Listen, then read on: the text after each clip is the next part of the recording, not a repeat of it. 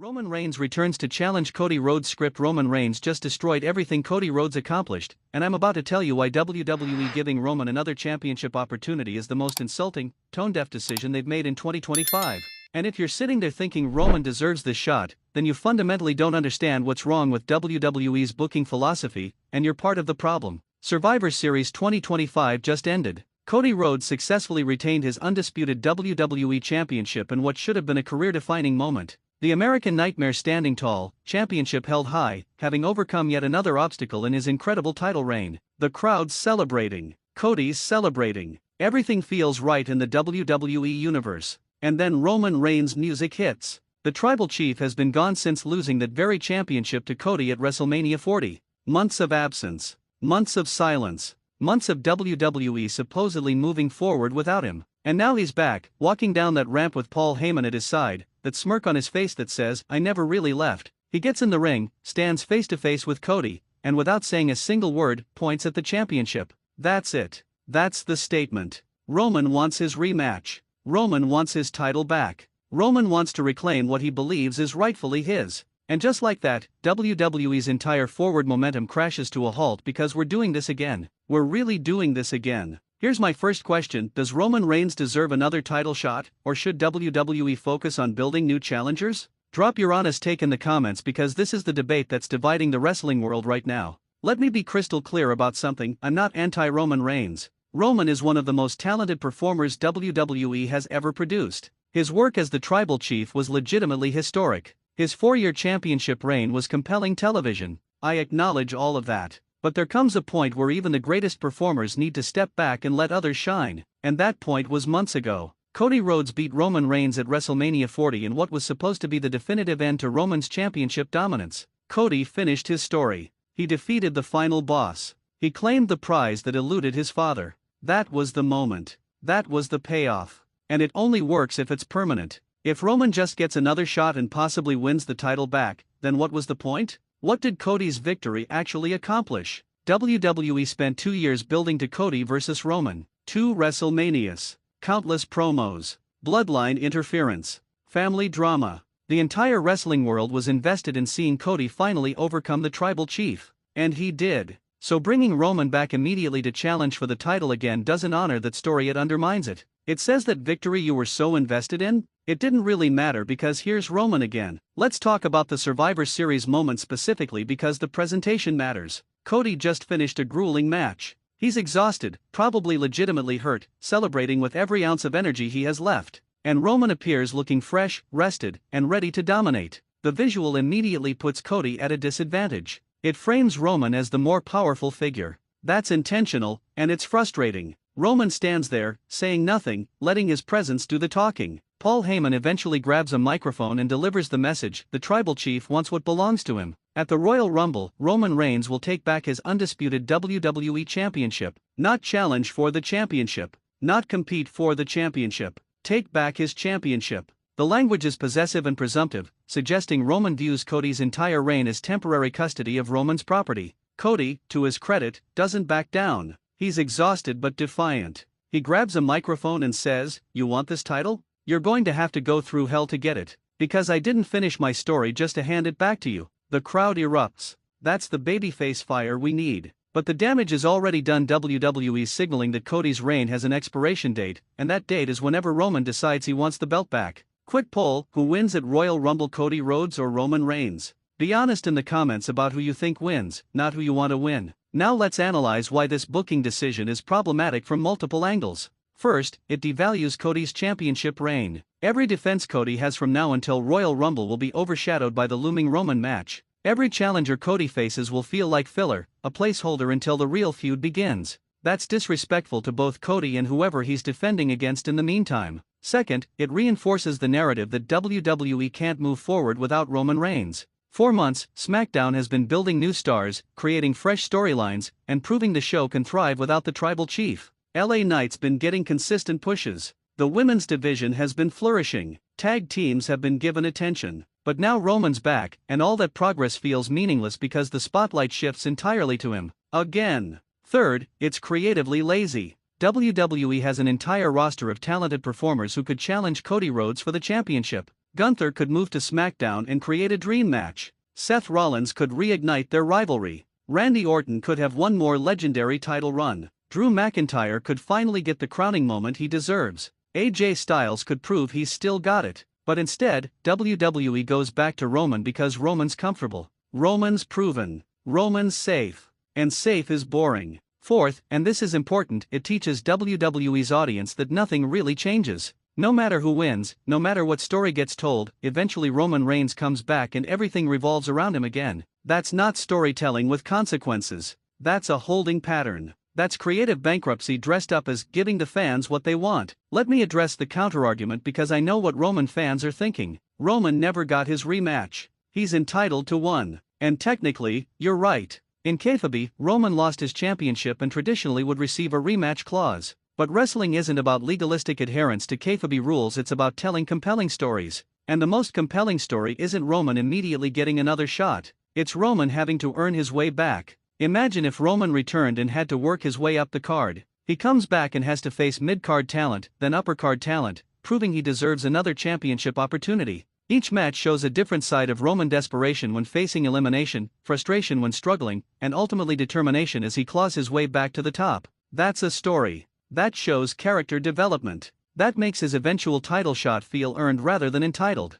But WWE doesn't have the patience for long-term storytelling anymore. They want the immediate pop of Roman versus Cody at Royal Rumble because it'll sell tickets and generate buzz. Short-term thinking over long-term storytelling. It's the same mistake they've made repeatedly, and they never learn. Let's talk about Paul Heyman's role in all this because the wise man's presence adds another layer. Heyman being back with Roman suggests nothing's really changed. The tribal chief and his mouthpiece, just like the old days. Where's the evolution? Where's the growth? Roman lost everything: his title, his family, his dominance, and he comes back, exactly the same? That's not how character arcs work. What if Roman returned without Heyman? What if he was alone, more dangerous because he's desperate rather than confident? What if losing the championship broke something in him, and now he's not the calculating tribal chief but a wounded animal lashing out? That would be interesting. That would be different. But WWE plays it safe with familiar dynamics instead of taking creative risks. Real question: should Roman Reigns have a character change after losing everything, or should he stay the same tribal chief?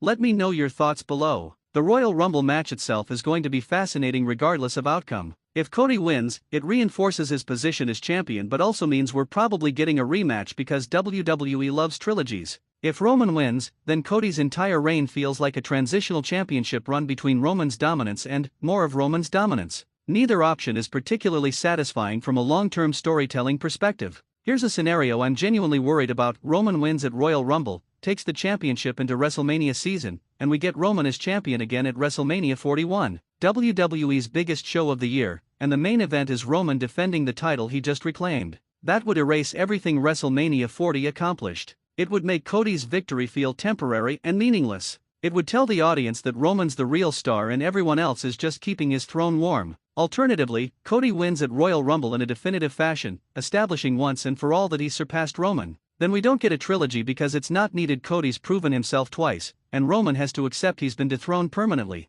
That would be the better story, but I'm not confident WWE has the courage to tell it. Let's discuss what this means for the rest of the roster. Every single person on SmackDown just became less important. LA Knight was building momentum? Doesn't matter, Roman's back. Austin Theory was getting opportunities? Pushed aside for the tribal chief. Grayson Waller was developing his character? Background noise now. When Roman Reigns returns, everyone else becomes secondary, and that's a systematic problem WWE refuses to address. The only people who benefit from Roman's return are those directly involved in the story. Cody gets a marquee feud that'll generate mainstream attention. Roman gets to be Roman. Paul Heyman gets to do his thing. But everyone else? They're fighting for scraps while the main event is predetermined for months. This also affects the women's division indirectly. WWE only has so much creative energy and promotional focus. When they're putting everything into Roman versus Cody, other storylines get less attention, less time, and less development. The women's championship picture should be getting massive promotion, but it'll be overshadowed by the returning tribal chief. What about the bloodline? Solo Sikoa's been trying to establish himself as the new leader. Jimmy and GUSO have been doing their thing as a tag team. How does Roman's return affect them? Does he try to reclaim leadership? Does he ignore them entirely? WWE needs to address these family dynamics, but I'm worried they'll just pretend Solo's version of the bloodline never existed now that Roman's back. Here's my controversial prediction: Roman wins at Royal Rumble, but Cody wins the rematch at Elimination Chamber. Then at WrestleMania 41, Cody faces a different challenger, possibly The Rock, while Roman's off doing something else. That would be WWE trying to have their cake and eat it too, giving Roman his moment of reclaiming the title while still keeping Cody as the WrestleMania champion. Who do you think Cody Rhodes should face at WrestleMania 41? The Rock, Roman again, or someone completely different? Cast your vote below. The business side of this decision makes sense even if the creative side doesn't. Roman Reigns is a massive draw. His merchandise sales are incredible. His segments consistently get the highest ratings. When WWE advertises Roman on a show, ticket sales increase. So from a purely financial perspective, bringing Roman back and putting him in the title picture immediately is smart. It maximizes revenue during the crucial holiday season leading into WrestleMania. But WWE is supposed to be better than just chasing short-term profits. They're supposed to be storytellers. They're supposed to create stars and moments that transcend a single quarter's earnings. The company's at its best when creative vision and business sense align, not when business concerns override good storytelling. There's also the question of Roman's health and workload. He's taken time off to rest and deal with injuries. Coming back immediately into a championship program means he's working a full-time schedule again, which led to burnout before. Is WWE setting up another situation where Roman has to take extended time off because they're working him too hard? That's not sustainable. What if WWE used Roman differently? What if he returned as a special attraction who works major premium live events but isn't on weekly television? That would preserve his star power, keep him fresh, and allow other talent to develop without being overshadowed. But WWE's addicted to having Roman on TV because he draws ratings, so they'll probably burn him out again rather than use him strategically. Let me address something that's probably on everyone's mind. Is this actually building to The Rock vs. Roman at WrestleMania 41? There have been rumors for years about that dream match. If Roman wins the championship at Royal Rumble, and The Rock shows up at some point to challenge his cousin, that would be the biggest match WWE could possibly deliver. That might justify Roman winning the title back. It sets up something even larger. But if that's the plan, why not just do The Rock vs. Roman without the championship? Why does the title need to be involved? Two of the biggest stars in wrestling history facing off for family pride and legacy should be enough. Adding the championship feels like overkill and unnecessarily complicates Cody's story. I'm genuinely conflicted about this entire situation. Part of me recognizes that Roman vs. Cody is a big match that'll generate interest and make money. Part of me appreciates that Roman's an incredible performer who delivers in big moments. But another part of me is exhausted by WWE's inability to move forward. I'm tired of the same faces dominating the main event. I'm tired of seeing rising stars get pushed aside for returning legends. I'm tired of feeling like WWE doesn't trust their current roster to carry the company. Cody Rhodes has proven he can be the face of WWE. His title reign has been successful. Ratings have been good. Merchandise is selling. Fan engagement is high. He's doing everything WWE could ask of their champion. So why isn't that enough? Why does WWE feel the need to bring Roman back immediately to recapture the title? It suggests they don't have faith in Cody as a long-term draw, which is insulting to everything he's accomplished. Here's what I want to see happen: Cody beats Roman cleanly at Royal Rumble. No controversy, no excuses, no asterisks. Just Cody proving definitively that he's better than Roman right now. Then Roman accepts defeat gracefully, shakes Cody's hand, and moves on to feuds with other people. That would be character growth for Roman and a massive rub for Cody. But WWE probably won't do that because they're terrified of making Roman look weak. Should Roman Reigns ever lose clean without excuses, or does protecting him matter more? This is important. Answer honestly in the comments. The fan reaction to Roman's return has been mixed, which is telling. Half the audience is excited because they missed Roman and want to see him back in the main event. The other half is frustrated because they feel like we're retreading old ground instead of exploring new territory. That division represents WWE's current challenge, balancing nostalgia with innovation. WWE's core audience loves familiar faces and established stars. They'll tune in for Roman vs. Cody because they know both guys will deliver. But WWE also needs to attract new fans and keep younger viewers engaged. Those people want fresh matchups and unpredictable storytelling. Roman returning immediately to challenge for the title feels predictable, which might turn off the very audience WWE needs to grow. Social media's been ablaze since Survivor Series. Twitter's trending with both support and criticism for the decision. Reddit's wrestling communities are debating whether this is good booking or creative bankruptcy. YouTube's filled with reaction videos ranging from excited to exasperated. Everyone has an opinion, which means WWE successfully created conversation. But conversation without satisfaction leads to frustration,